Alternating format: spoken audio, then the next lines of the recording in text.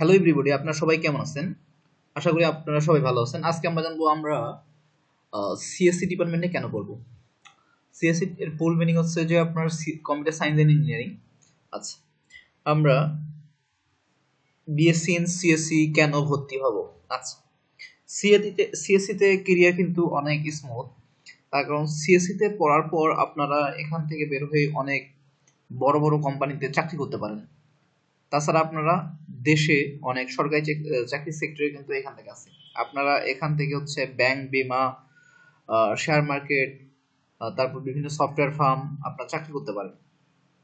তো সিএসসিতে আপনার বেতনটা সাধারণত হাই লেভেল হয়ে থাকে। আপনার এখান থেকে যখন আপনি বিএসসি করে বের হবেন, আপনি যদি সঠিকভাবে কাজ শিখে যান, সেই ক্ষেত্রে কিন্তু আপনি প্রাইভেট সেক্টরে অনেক ভালো কিছু করতে পারবেন।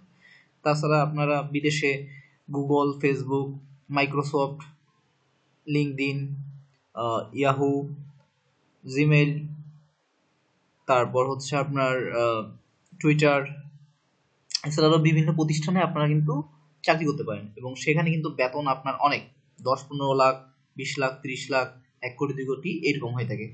ঠিক আছে? তো আপনারা যারা সিএসসি ডিপার্টমেন্টে পড়তে যাচ্ছেন, ভবিষ্যতে ভালো কিছু করতে যাচ্ছেন, তারা কিন্তু আপনারা সিএসসি তে পড়তে পারেন। ঠিক আছে? এবং এর খরচ কিন্তু বাংলাদেশে তুলনামূলকভাবে অনেক কম। তার কারণ হচ্ছে আপনি প্রাইভেট সেক্টরেও যদি পড়েন, সেক্ষেত্রে আপনার 5-7 লাখ টাকার মধ্যেই হয়ে যাবে এবং এখান থেকে বের হয়ে কিন্তু আপনারা অনেক ভালো কিছু করতে পারবেন।